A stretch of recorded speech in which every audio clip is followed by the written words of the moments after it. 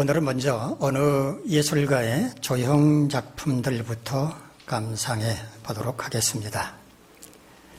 개와 고양이, 달리는 말, 갈기털을 세우고 있는 사자, 상판이 유리로 된 탁자가 멋지게 보입니다. 그런데 이 작품들을 자세하게 살펴보시면 만든 재료가 범상치 않다는 것을 발견하게 될 것입니다. 이 작품들은 어느 예술가가 재활용 쓰레기로 만든 것입니다. 사람들이 쓸모없다고 버린 재활용 쓰레기 더미에서 이런 아름다운 작품이 태어났다는 게 믿어지지가 않습니다. 재활용 쓰레기로 이런 아름다운 작품들을 만든 예술가는 기적의 손을 가진 사람이 아닐까라는 생각이 듭니다.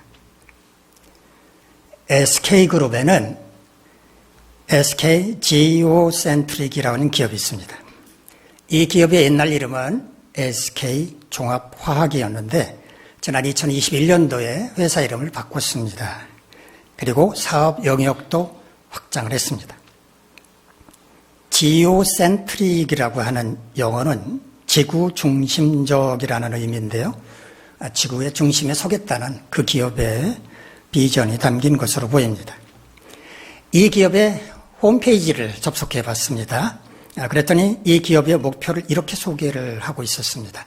세계 최초의 리사이클, 그리고 재활용 기반 화학회사로서 석유를 원료로 만들어진 폐플라스틱을 재활용하여 다시 석유를 뽑아내는 세계 최대 도시 유전 기업. 도시 유전 기업이란 땅속에서 석유를 채굴하는 것이 아니라 도시 한가운데 있는 공장에서 폐플라스틱을 분해해서 석유를 추출하는 기업이라는 의미입니다. 2025년까지 SK 울산 컴플렉스 안에 약 6만 5천 평 규모의 ARC, Advanced Recycling Cluster, 그러니까 선진화된 재활용 단지를 조성을 하게 되면 연간 32만 톤의 폐플라스틱을 처리할 수 있게 된다고 합니다. 버려지는 폐플라스틱은 사실은 골칫거리였거든요. 그걸 태우자니 환경 오염이 되는 나쁜 물질이 발생을 하고 매립을 해도 썩지를 않기 때문에 정말 어떻게 할 수가 없는 난감한 골칫거리였는데 이걸 분해해서 석유를 추출해낸다고 하니까 SK 지오센트릭이야말로 기적을 만드는 기업이 아닐까 하는 생각이 듭니다. 부활주일인 오늘은 예수님의 부활 사건을 버려진 곳에서 기적적인 방법으로 새로운 것을 탄생시킨 새로운 각도에서 조명을 해보려고 합니다. 본문의 말씀을 연구하면서 예수님의 부활이 갖는 의미를 새롭게 되새겨보고 오늘 우리에게 주시는 하나님의 교훈을 생각해보는 시간을 갖도록 하겠습니다. 대제사장, 장로, 서기관들, 소위 유대교의 지도자들은 예수님의 등장을 그렇게 달갑지 않게 지켜봤습니다. 갈릴리 지역에서 놀라운 기적과 치유를 보여주면서 많은 사람들을 불러 모으는 예수의 행적을 보면서 그저 찻잔 속에 태풍이겠지 이렇게 과소평가를 했습니다. 그런데 날이 갈수록 그 기세가 커져만 갔습니다. 그리고 그를 따르는 무리들도 점점 많아졌습니다. 유대교 지도자들은 불안하고 초조해지기 시작했습니다. 저러다가 예수가 예루살렘으로 올라오게 되면 자신들이 누리고 있는 이 기득권까지 빼앗기지 않을까 그런 불안한 생각이 들었던 겁니다. 급기야 그들의 염려는 현실로 다가오고 말았습니다. 예수가 마침내 예루살렘으로 올라와 예루살렘 성전에까지 진출을 해서 상인들을 내쫓는 등 마치 자기가 예루살렘 성전의 주인이라도 되는 것처럼 과격하게 행동을 했고 많은 사람들을 모아놓고 하나님의 말씀을 가르치기까지 했습니다. 그들은 예수를 없애버려야겠다고 마음을 먹었습니다. 그리고 머리를 맞대고 궁리하기 시작을 합니다. 그런데 어느 날 예수의 제자였다는 사람이 찾아와서 자기가 예수를 붙잡는데 도움을 주겠다고 말을 했습니다. 그 친구 덕분에 예수를 따르는 무리들이 없는 한밤중에 겟세마네 동산에서 예수를 체포할 수 있었습니다. 그들은 사내들인 공회를 소집을 해서 예수가 신성을 모독했다라고 하는 말도 안 되는 억지 죄목을 덮어 씌워서 사형 선고를 내린 다음에 빌라도 총독에게 이 사람 사형시켜 주십시오 라고 넘겨버렸습니다. 무지한 백성들까지 그럴듯한 말로 사주를 해서 예수를 십자가에 못 박아야 한다고 외치도록 만들었습니다. 그들의 음모대로 빌라도는 예수님에게 십자가 처형을 선고했고 예수님은 골고다 언덕에서 강도들과 함께 십자가에 달려 돌아가셨으며 하나님 나라를 소망하던 아리마대 사람 요셉에 의해서 장사되셨습니다. 그런데 예기치 않은 돌발 상황이 발생하고 말았습니다. 무덤에 장사한 예수님의 시신이 사라진 겁니다. 대제사장, 장로, 서기관들은 당황할 수밖에 없었습니다. 안 그래도 예수가 십자가에 달려 죽기 전에 다시 살아날 거라고 하는 허무맹랑한 소문이 퍼진 적이 있었는데 실제로 그런 일이 일어났기 때문입니다.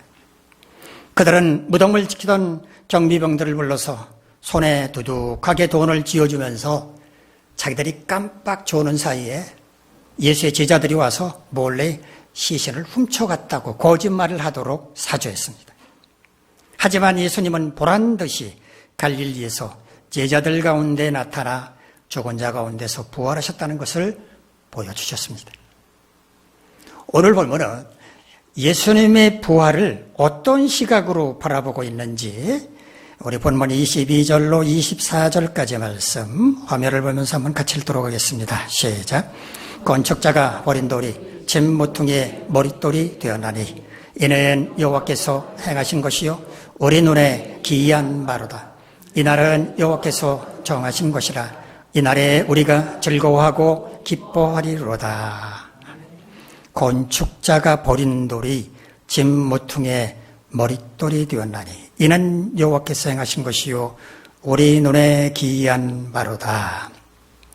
이 말씀은 예수님께서 마태복음, 마가복음, 누가복음에서 인용을 하신 적이 있었습니다. 여기서 버린 돌이란 예수님을 가리킵니다. 건축자들이란 예수님 당시의 유대교 지도자들을 가리키고 집이란 하나님의 집인 성전 혹은 하나님의 나라를 가리키는 말입니다. 유대교 지도자들은 예수님이 아무짝에도 쓸모가 없다면서 사내들인 공에서 사형 선고를 내렸으며 끝내 십자가에 못 박아 죽였다는 말입니다. 그러나 하나님은 버려진 돌과 같은 예수님을 다시 살리셔서 성전의 머릿돌로 삼으셨다는 겁니다. 십자가에 달려 돌아가신 예수님을 부활시킴으로 하나님 나라의 주춧돌이 되게 하셨다는 말입니다. 이것은 하나님께서 행하신 일이고 우리 눈에는 기이하게 보인다고 말합니다. 기이하다라고 우리말로 번역한 히브리어는 빨라라는 말인데요. 너무 어렵다, 보통이 아니다, 놀랍다 이런 뜻입니다. 죽은 사람이 다시 살아난다고 하는 것은 보통 일이 아니라는 겁니다. 누구나 할 수 있는 일이 아니고 아주 특별한 일이기 때문에 놀랍다라고 말한 것입니다. 이와 같이 하나님께서 예수님을 죽은 자 가운데서 다시 살리시는 놀라운 일을 행하셨으므로 이날에 즐거워하고 기뻐할 것이라고 말합니다. 하나님의 능력을 찬양하겠다는 것입니다. 우리 본문 25절로 27절까지 말씀 한번 같이 읽겠습니다. 시작. 여호와여 구하옵나니 이제 구원하소서. 여호와여 우리가 구하옵나니 이제 형통하게 하소서. 여호와의 이름으로 오는 자가 복이 있으며 우리가 여호와의 집에서 너희를 축복하였도다. 여호와는 하나님이시라. 그가 우리에게 빛을 비추셨으니 밧줄로 절기제물을 제단 뿔에 맬지어다. 갈릴리 지역에서 활동하시던 예수님께서 어린 나귀 새끼를 타시고 뒤뚱뒤뚱 하면서 예루살렘으로 입성하실 때 사람들이 양쪽에 둘러서서 종려나무 가지를 꺾어 들고 뭐라고 외쳤습니까? 호산나, 호산나라고 외쳤습니다. 이 호산나라고 하는 말은 히브리어입니다. 히브리어를 그대로 우리말로 옮긴 것인데 호시아의 나란 말입니다. 호시아의 나는 제발 구원하소서라는 의미입니다. 하나님께 구원과 형통함을 호소하는 것인데 이런 구원과 형통함의 은혜를 받을 수 있는 사람은 여호와의 이름으로 여호와의 집에 오는 자, 즉 성전을 찾아오는 자라고 말합니다. 하나님께서 우리에게 빛을 비추셨으니 어떤 빛? 구원과 평강의 빛을, 은총을 내려주셨으니 밧줄로 절기제물을 제단불에 매자고 말합니다. 하나님께 감사의 예물을 바치자는 겁니다. 우리 마지막 28절, 29절 말씀 같이 읽겠습니다. 시작. 저는 나의 하나님이시라 내가 주께 감사하리이다. 저는 나의 하나님이시라 내가 주를 높이리이다.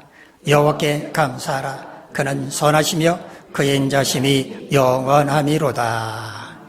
마지막으로 시인은 하나님께 감사하고 주님을 높여드리겠다고 고백을 합니다.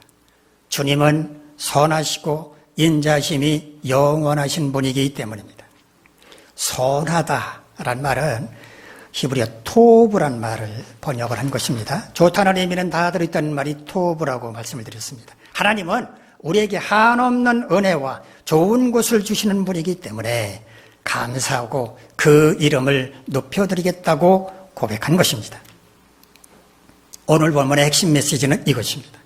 건축자들이 쓸모없다면서 버린 돌과 같이 예수님은 유대교 지도자들에 의해서 버림을 받고 십자가에 못 박혀 죽으셔야만 했지만 하나님은 예수님을 죽은 자 가운데서 다시 살리셔서 하나님 나라의 주춧돌로 삼는 기적을 만드셨다는 것입니다.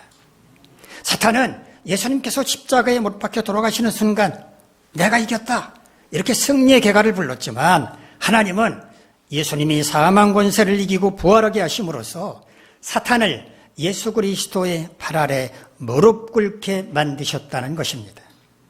하나님께서 이처럼 놀라운 일을 행하신 이날에 우리는 하나님께 감사와 영광을 올려드리고 기쁘고 즐거운 마음으로 찬양하는 것이 마땅하다는 것입니다. 하나님께서 버려진 돌처럼 십자가에 달려 돌아가신 예수님을 다시 살리셔서 하나님 나라의 주춧돌로 삼으신 기적을 보면서 우리는 어떤 자세로 살아가야 하는 걸까요? 첫째, 하나님의 전능하심을 믿고 의지해야 합니다. 온 우주 만물을 그리고 우리 인간을 말씀으로 창조하셨으며 그것들을 섭리 가운데 다스리시는 하나님께서 예수님으로 하여금 사망 권세를 이기시고 부활하게 하셨습니다. 자, 이런 하나님에게 능치 못함이 있을까요? 아무것도 없습니다. 하나님께는 능치 못함이 없는 전능하신 분입니다. 우리 아버지 하나님께서 능치 못함이 없으신 분이시므로 우리는 염려할 게 아무것도 없습니다. 두려워하거나 불안해야 할 이유도 없습니다. 우리나라의 자살률이 높다는 말 들어보셨을 것입니다. 경제적으로 선진국 대열에 들어가는 OECD 경제협력개발기구 35개 회원국 가운데 우리나라의 자살률이 가장 높습니다. 우리나라는 10만 명당 24.6명이 자살로 생을 마감한다고 하는데요. OECD의 평균은 얼마인가? 10만 명당 11명이라고 합니다. 그러니까 2배가 넘습니다. 평균보다도 2배가 넘습니다. 왜 이렇게 많은 사람들이 자살로 생을 마감하는 걸까요?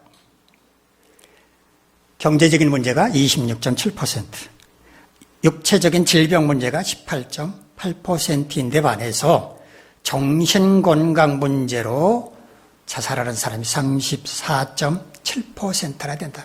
전체 3분의 1이 넘는다는 말입니다. 자살을 불러오는 정신건강 문제가 뭐겠습니까? 우울증입니다.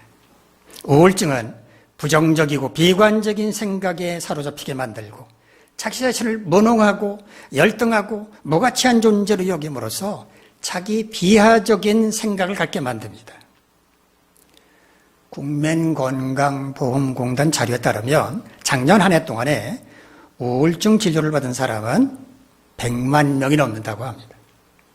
최근 5년 동안에 누적 환자 수가 430만 명에 이르는데 5년간 환자가 32.9%나 증가했다고 합니다. 우리 그리스도인 가운데는 우울증 환자가 없을까요? 이론적으로 말한다면 없는 게 맞죠. 네. 실제로는 그렇지 못합니다. 자, 이론적으로 따지면 교회 안에는 거룩한 사람만 있어야죠. 그런데 교회 안에는 거룩한 사람만 있습니까? 혹시 그런 교회 보신 적 있으신가요? 이 땅에 그런 교회는 없습니다. 그렇다면 교회 내에 선하고 의롭고 거룩한 사람만 있는 게 아니라 악하고 불의하고 추한 사람도 있다면 그런 사람들로 인해서 우울증으로 고통당하는 사람도 있을 수밖에 없다는 것, 당연한 일 아니겠습니까?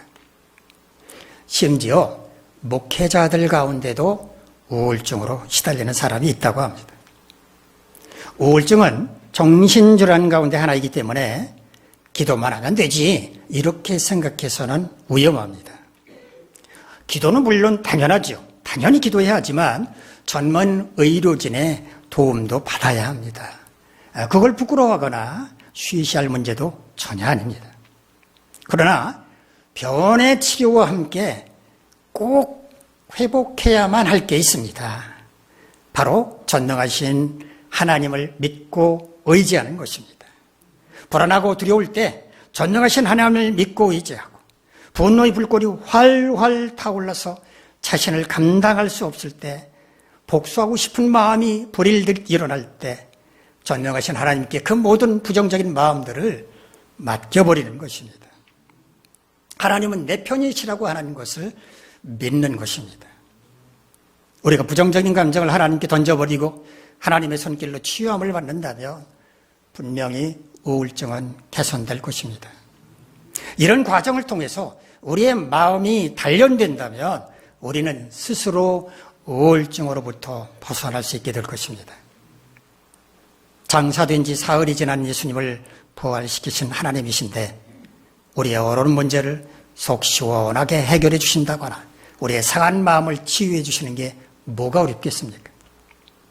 하나님의 전능하심을 믿고 모든 걸 하나님께 맡겨버리시고 마음속에서 훌훌 털어버리도록 노력해 보시기 바랍니다. 물론 처음에는 맡긴다고 하면서도 여전히 붙잡고서 근심하고 불안해하고 두려워하게 될지도 모릅니다. 그러나 마치 수양하는 것처럼 끊임없이 반복하다 보면 어느새 높은 경지에 올라있는 자신을 발견할 수 있게 될 것입니다.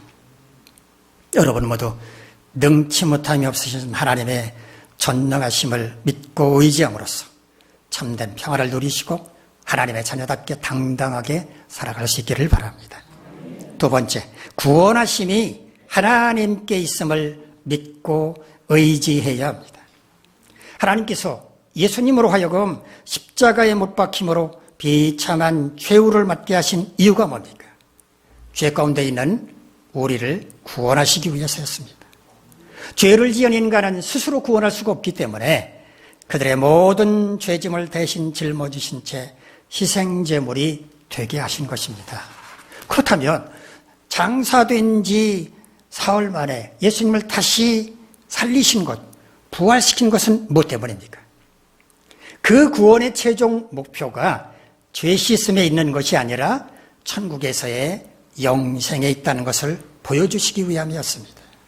육신이 죽으면 그것으로 끝나는 것이 아니라 그렇게 생각하는 인간에게 죽음 이후에 영생이 있다고 하는 것을 깨우쳐 주시기 위한 것이었습니다. 이것을 통해서 우리는 구원하심이 하나님께 있다는 것을 알 수가 있습니다. 구원이 뭡니까? 우리말로 구원이란 구원할 구, 도울 원, 어려움이나 위험에 빠진 사람을 구하여 준다라는 뜻입니다. 헬라 원어로 살펴볼까요?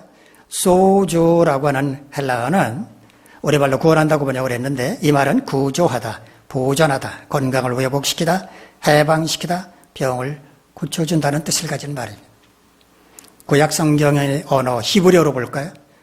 예슈아흐란 말은 우리말로 구원이라고 번역했는데 도움, 번영, 구원을 의미하는데요. 특별히 예슈아란 말은 하나님의 도움을 의미합니다. 모세 후계자가 돼서 이스라엘 백성들을 이끌고 요단강을 건너서 가나안을 정복했던 사람 여호수아죠. 히브리어 원어로 여호슈아의 이름이 예호슈아인데, 이 예호슈아도 방금 소개해드렸던 구원이라는 의미의 예슈아라는 말에서 비롯된 것입니다. 요셉과 약혼한 마리아가 성령의 능력으로 임신을 하게 됐죠. 요셉이 근심하게 되죠. 부정한 방법으로 임신한 것으로 생각하고 조용히 약혼한 것을 끊어야지, 정리해야지 생각하고 있을 때 천사가 등장을 하죠. 천사가 등장해서 상황을 설명해 준 다음에 아들을 낳을 것이다. 마리아가 아들을 낳을 것인데 그 이름을 뭐라고 하라고요? 예수라 하라 라고 말씀을 하셨죠. 예수라는 말은 히브리어 예슈아에서 온 것입니다. 백성을 구원할 자라는 뜻입니다. 자, 우리가 어려움을 당할 때 그 어려움으로부터 벗어나는 것이 구원이다라고 말씀을 드릴 수가 있는데, 구원은 하나님께 속한 것입니다. 구원이 하나님께 속한 것이라고 하는 말의 의미가 뭘까요? 우리가 당한 어려움의 해결 방법도 하나님께 있다라는 뜻입니다. 살아가면서 어려움을 당하지 않을 사람이 있을까요? 없습니다. 누구라도 어려움을 당합니다. 어려움을 만나면 어떻게 해야 합니까? 자신이 감당할 수 있는 어려움이라면 스스로 감당하면 되겠죠. 그러나 그럴 수 없는 것이라면 하나님께 도움을 요청해야 할 것입니다. 빌립보서 4장 6절로 7절에서 사도 바울은 이렇게 말합니다. 아무것도 염려하지 말고 다만 모든 일에 기도와 간구로 너희 구할 것을 감사함으로 하나님께 아뢰라. 그리하면 모든 지각에 뛰어난 하나님의 평강이 그리스도 예수 안에서 너희 마음과 생각을 지키시리라. 모든 일마다 기도하라는 말 앞에 무슨 말이 있습니까? 염려하지 말라는 말부터 시작을 합니다. 염려하지 말라는 말부터 시작하고 난 다음에 모든 일에 기도와 간구를 하라고 말합니다.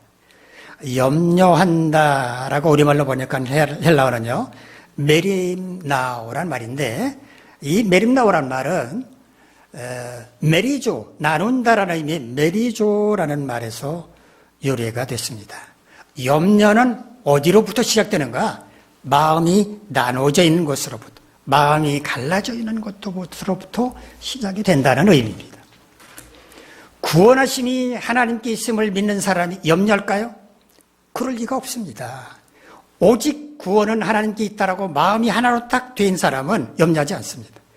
그런데 혹시 하나님께서 구원해 주시지 않으면 어떡하지?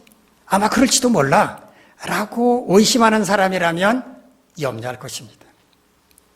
구원해 주시지 않는다면 아마 이런 일이 일어날지도 몰라, 그리고 이런 일이 일어나면 또 저런 일로 연결될지도 몰라, 상상의 나라를 펼치면서 자기 나름대로 소설을 써내려갈 것입니다.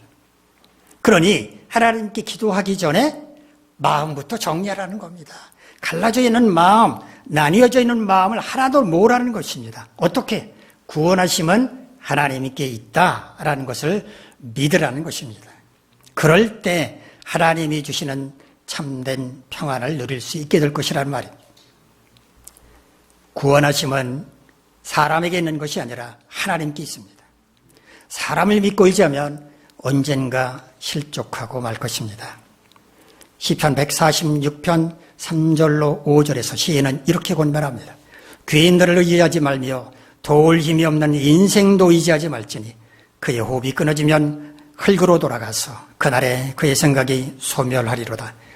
야곱의 하나님을 자기의 도움으로 삼으며 여호와 자기 하나님에게 자기의 소망을 두는 자는 복이 있도다.